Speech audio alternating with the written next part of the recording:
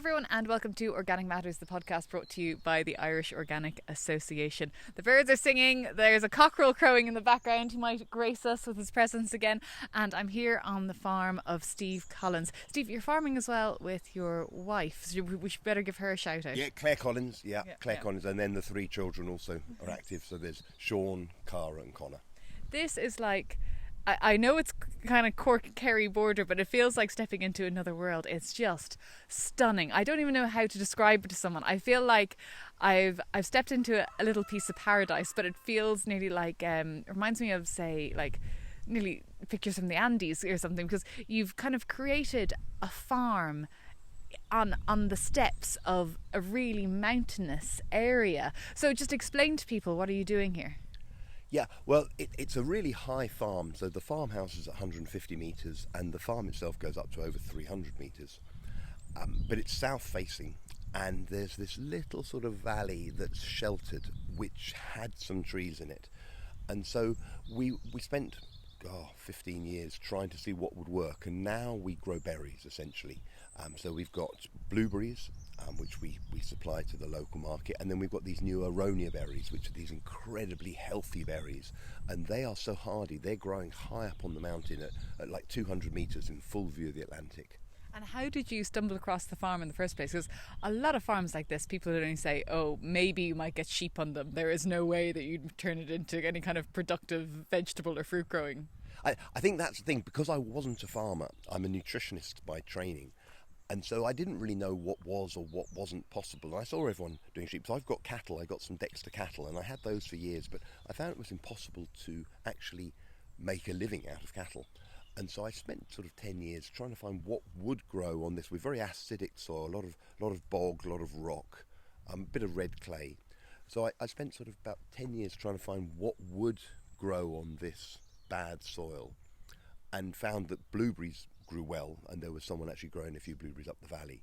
And then I came across these Aronia as a very hardy plant, and so I tried them at different places, and they grow well. And now I'm diversifying. I'm looking at sort of some other berries, but particularly a focus on berries and very healthy food. And was organic always an important part of that? Yeah, I became organic right when I started. We registered for organic. You must have had one of the first organic licenses in the country. Well, quite early, yeah. And to be honest, originally I did it because of the grants. But actually, I wouldn't go back now. You could stop the grants, I wouldn't go back. I'm just the health of the place and the fact there's so much life. And, you walk through the Aronia field and there's frogs and toads jumping everywhere. I wouldn't go back now. Well, we'll walk down. We're going to see some blueberries, are we? Yeah, first? go see the blueberries. Steve, we're strolling through rows and rows of fruit bushes. Now, at home I only have raspberries and blackcurrants. We're very traditional. So tell me, what am I looking at here? So you're looking at primarily blueberries. These are the greener ones. And then interspersed there's the odd row of Aronia berries. I try not to monocrop, so I've got a little bit of variation. There's a little patch of apples just around the corner there.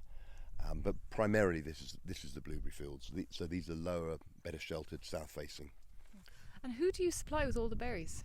To the local supermarkets. There's a huge demand. That's been incredibly encouraging.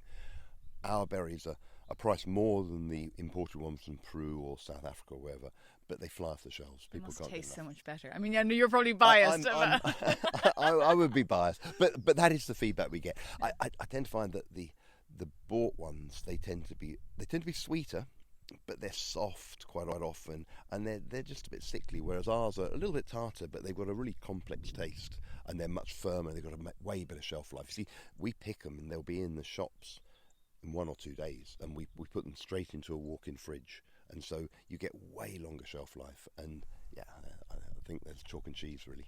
You were talking before about your background in nutrition, and people are getting very interested in the nutrient density of food. I mean, are there any studies, or what would you think kind of the nutrient density of your berries would be? No, there's lots of studies, particularly. So I've got a doctorate in nutrition and worked for nutrition globally for 35 years, and so it's been my life. And that's why I wanted to farm something nutritious. But particularly with the Aronia, now both Aronia and blueberries are incredibly good for you. But the Aronia berries themselves, they're these compounds that really define superfoods called polyphenols. And they've been shown to lower blood pressure, improve blood glucose, antioxidants, anti-inflammatories, improve sports performance. And there's randomised controlled trials on all of those, showing that they have huge benefits. And Aronia has 3 times more of them than even blueberries. So everyone talks about how healthy blueberries are, which they are, but Aronia are just off the charts. Wow. And what do Aronia berries look and taste like? I don't think I've ever had one. That's the challenge. So their American name, they were indigenous medicinal food for North American Indians. And their name in America is chokeberry because they're very tart, very astringent. I've actually seen like chokeberry jam recipes and things like this, but never knew what they were. Oh, that's what it is. Yeah. But actually, we make a juice out of them, and that is very palatable. It's not nearly as sweet as orange juice or apple juice, but it's got a lovely taste, and actually it's by far my favourite juice. And because I think with things that do you good, your body recognises them and you want it. And so we sell an Aronia juice, an organic Aronia juice from the berries. But also now we're branching into having powders, capsules. Now we've totally now outsold what we can produce here. And so we've got a partner farm in Poland, an organic family farm in Poland, who supply some product for us. But we're also looking for other farmers to collaborate. And we've farmers around here got 11,000 more Aronia plants in the ground over this last year. So there is going to be an Aronia industry in Ireland, which is great. Yeah. When we look at the blueberry trees and the Aronia berries as well, people are going to be wondering, well, A, maybe they want to supply you themselves one day, but B, maintenance. I can see a lot of sheep's wool, generous layers of sheep's wool under them. But what else do they need, and when can people expect their first crop when they plant them? The blueberries are tricky. They don't like weed competition. They've got very shallow roots, and they require quite specialised nutrition, quite a lot of ammonium, so a fair amount of nitrogen, which we give them from the sheep's wool. And then they also like to be moist and moist but not waterlogged. So we've got them on raised beds, and then we have a drip irrigation system that we can put a fertigation and organic liquid fertiliser through. So there's a lot of... It's quite tricky. It's taken me 15 years to get them now to where they're producing quite well. By contrast, the Aronia, it's really impossible to kill them. They're really... It's like, I've tried my best, but they're growing at 220 metres on the... It's a glacial till, a grey clay with loads of rock. And all we did, we got the pigs to dig over an acre, pick the rock a bit so we could travel it, and then had a digger to dig down about 2 foot. And then spade planted them and a little hand of organic chicken manure pellets. And basically we had to weed them the first year, ideally first 2 years, but after that they're now they can outcompete rush because they've got very deep roots. They don't require irrigation, they don't very little fertiliser, just a little bit of chicken manure each year. Their pH can be from 5 to 8, so they are so easy. And they're weed tolerant and they're wind tolerant. And how big is the area in total that I guess the farm is, but then how big is the area where the fruit bushes are? Yeah, so the farm is 140 acres, but most of it's pretty wild mountain with the dexters on it. The berries now are probably about 6 acres, maybe 8 acres, but they're double spaced. So you can see over there I've got a new field for the blueberries. So it kind of looks like a vineyard on the side of a mountain. Yeah, it's like Tuscany, it is. Yeah, and it feels like that with the weather today as well. Exactly, and it's like this all the time, isn't it? Exactly. Yeah. We never have any rain here, no. Especially this year. But I'm guessing that the dexters are lovely cattle, but I'm guessing it's the berries that are making the money. Oh yeah, the dexters are great, and I'll always keep them to keep the mountain in order. But I tried to sell them direct. Went through beef brokers into sort of Michelin-star restaurants, had my own brand, I had a burger van. It really was impossible to make money out of them. So the dexters are great, they keep the mountain in order, and they also, I develop manure from them, and I hot compost it, and so they're all my potting manure for the plants is all from the dexters, but they can't make money. Whereas the blueberries now, there's a couple of rows of blueberries there that produce more turnover than all of the dexters combined, even when I had 80 dexters here. Really? Yeah. Even when you had 80 dexters. So how many rows of blueberries do you need to get the same amount from 80 dexters? 2 good rows would do it, so 100 metres of blueberries. Wow.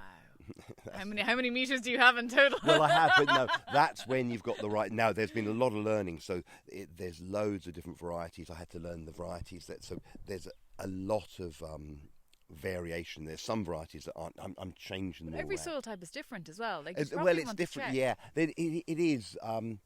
There's so many. I started with about 18 different varieties, and I'm honing it down gradually. And tell me about the first time that you saw this farm and you thought, yeah, that's for me.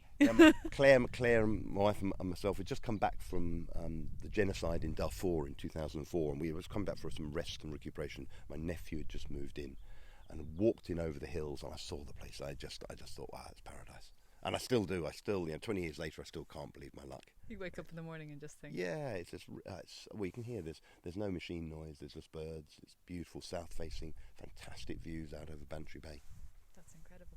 And did you keep up the work then in terms of dealing with things like, was it kind of famine and genocide? Yeah, my speciality was treating mass starvation, so I developed this system that's sort of the global system for treating mass starvation with these little packets of nutritious pastes, so I developed that.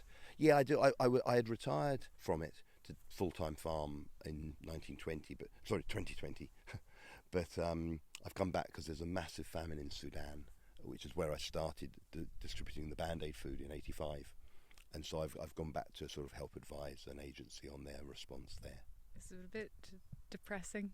I imagine. Going back to the same place, and it's even worse. When I was there in '85, I spent almost a year riding a horse around, and it was so safe, and I was sort of allocating food, staying in villages, seeing what they did with it, and then allocating the next month, and sort of basically targeting. And now you wouldn't last half an hour if you was riding around. It's so violent there.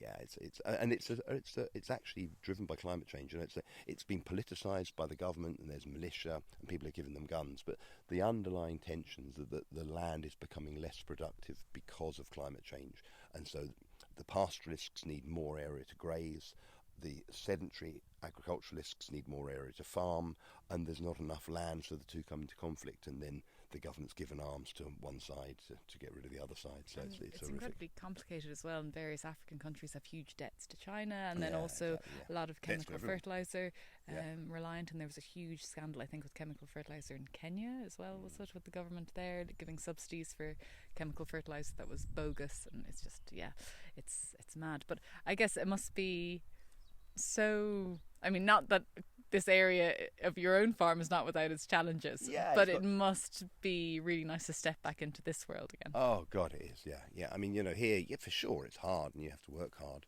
but no one's going to come with a gun and just take everything you've got. There's law and order, which is, having travelled and worked in so many countries that are disintegrated, I think you tend in places like Ireland to take it for granted, and it's not. Things can go very wrong very quick, and you can lose everything. In terms of, we talked about climate change and impacting other countries. Can you see it impacting here, and maybe more farmers needing to switch to things like berries? Yeah, that was one of the drivers. Towards the last 10 years of my work in Africa, I'd started as a doctor and nutritionist treating starvation, but I'd ended up very much in actually making nutritional products from locally grown ingredients so that you could stimulate agriculture, and you can stimulate a demand for the value chain for different variety of ingredients that were climate resilient. So instead of, for example, in Malawi monocropping maize, you could say, well, look, we will buy chickpea, sorghum, soya from you at harvest time, so there's a reason to grow that, and getting people to change what they're growing, particularly groundnuts as well. And then I come here, and people are monocropping grass. And as we know, even this year was a pretty bad year. The first cut, a lot of people had to feed that because they couldn't get their cows out. And you're vulnerable. If you're just monocropping grass, you're vulnerable. So I wanted to find out what you could grow in a what is really a marginal area like this, high up, bad soil, that would be both resilient to the changes in rainfall and also be ecologically good and give a good income, and so hence the berries. Yeah. I guess before we finish up, we had a brief conversation just in between takes where we were talking about our enthusiasm for renewable energy, and you have a lot of exciting plans for the farm in terms of renewable energy. So do you want to talk about your solar plans first? Yeah, so the solar panels. So I've got the TAMS grant, which is a 6% grant for solar, and so I'm looking, because we have a huge usage, as all farmers do, I think. So we can get a large system, a 15 kilowatt system on the TAMS grant. But I'm slightly dubious about it, that I've been offered sort of TAMS installers say they can install a system for almost similar costs. So I'm not sure why the grant. I think it could be run in different ways. I think you could actually have much more competition for the installing of these grants if you said to the farmer, okay, look, you're approved and you've got to meet certain electrical standards, but you shop around and you go with whatever contractor can do that to the standard, and then you give us the receipts and we'll reimburse you, because that would create more competition. As it is, it seems that anyone who's an authorised TAMS installer can charge way more, and actually you can get it almost the same cost. So it means that the government subsidy is actually going to the installer rather than to the farmer, or it's just potentially inflating it. I guess now 60% grant is generous, and it probably depends on your own situation. But there are definitely caveats there for people. I guess another thing that people find annoying is that you can only get half the battery storage that you require. They won't let you have the full kind of whack of the battery storage. And then another element of it, I guess that would be a negative side. To talk about the positive side, 60% grant, and you get your VAT back, which is lovely. No, yeah. I think it's a huge step forward. Yeah. No, I'm not against it. I just think it could be implemented slightly more efficiently, so that the benefits the government is giving, which is great, are spread more evenly around farmers rather than to electrical contractors. But no, it's certainly a huge step forward, and it's important, that with the cost of electricity, I don't believe is going to go down. And everything's, we just put in a new walk-in fridge freezer for the berries, and that eats up the power. Yeah. And particularly fridge refrigeration works very well with solar, because you need more of it when it's hot, and you get more sun when it's hot. So that. And then your next project as well, which I'm really envious of. If I point up there, you're going to tell me that you built a lake. What's going to happen? So I think that's when the neighbours thought I'd gone totally insane when I started putting irrigation in West Cork. So I built a lake high up. It's about a 5 million litre lake high up on the mountain. So I use that in the summer to irrigate and fertigate the blueberries. But then in the winter I've got all that water. So I've got a 60-metre drop on the farm. And so I've essentially, I can use a small hydro. They're these power spout. They're just 1 kilowatt modular units. And you can attach them to a black alkathene pipe. And that will generate, well, I've got 3 of them, so I can generate 3 kilowatts of power, but continuously. So it's roughly 75 kilowatt hours a day, which is a lot of power. Yeah. And that will allow me not to have to use day rate electricity if I can set it up right. So I can use the lake as essentially a battery, generate day rate power during the day rate, and then if I need to supplement that, I can supplement it with night rate. So I won't be self-sufficient with power, but I should be able to cut my bills hugely. That's cool. Well, we head back to the farm, and could we finish up with perhaps seeing some of the Aronia berries and blueberries? Would that be possible? Yeah, you can. Yeah, we've got now the Aronia berries have already been harvested, so they're off to they're in frozen storage, waiting to go to the apple farm in Tipperary to press into Aronia juice. But I've got blueberries because of this late sun in September. Actually, our last variety has been producing beautifully, so. We've got them in the packing room at the moment in the fridge, and we're packing, and we're going to deliver to Organico today. Lovely. So what do we have here? So that's the cooler. That's okay. The cooler, the packing room. We're just actually boxing it in so to feel the hot air output. So then we're going to have a duct going into the house. So we're essentially just transferring the heat from the fridge into the house. Yeah. So that's going to be done in hopefully the next couple of weeks. Oh, it's cool in here, isn't it?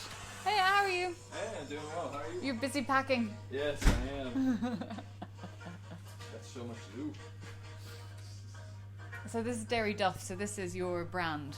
Yeah, this is the Dairy Duff brand for the farm. Now, so the Aronia, it's Fighterberry. So the Aronia is marketed under the Fighterberry brand. But this is the Dairy Duff blueberries. And where are these heading out to? these will go to Organico, who are a local organic shop in Banshee, who've been great, to be honest. They've supported us right from the beginning, both with the Aronia and also, sorry, both with the blueberries and the Aronia. Okay. But the Aronia is sold under the Fighterberry brand. Okay. So I've teamed up with, the guy used to work with me on the charities in Africa. But prior to that, he was managing director of Unilever, so he knows about business. So we've teamed up to create this Fighterberry brand. Because the problem we have with Aronia is that they're incredibly healthy. You know, there's huge amounts of human trial data to show how healthy they are, but no one's heard of them, no one eats them. So you've got to actually create demand at the same time as growing them. So if we want to be able to encourage growers in Ireland, we have to be able to guarantee that we can buy it. And so we've got the Fighterberry brand, and we've just basically undergone a lot of market research, and now we're launching that this year. Can I try one of the blueberries over here? Yeah, try and get your hand in, stick your hand in there. Oh, they are tart, like They're you tart, said. yeah. But really nice kind of sweet tartness and really fresh as well. And like they're not that fake softness that you get with the imported ones. No, all firm. No. Those, Really nice. those were actually picked a few days ago. But they go straight in here when they're picked. Okay. That's a fridge freezer. Came Oh. from an old, it's a second-hand box from an old Coast Guard vessel. Very handy. Well, I don't have any other questions, unless you want to add anything else for the listeners. Any no, advice? just a cup of tea. I'd love a cup of tea, have yeah. a So I've just stepped outside just to finish off the podcast. You have, of course, been listening to Organic Matters, the podcast brought to you by the Irish Organic Association. For more about Steve and his farm, you can visit his website at Dairy Duff. And for more on organics, you can visit www.irishorganicassociation.ie. But for me, Hannah Quinn Mulligan, thank you very much for tuning in, and we'll be back again in 2 weeks' time.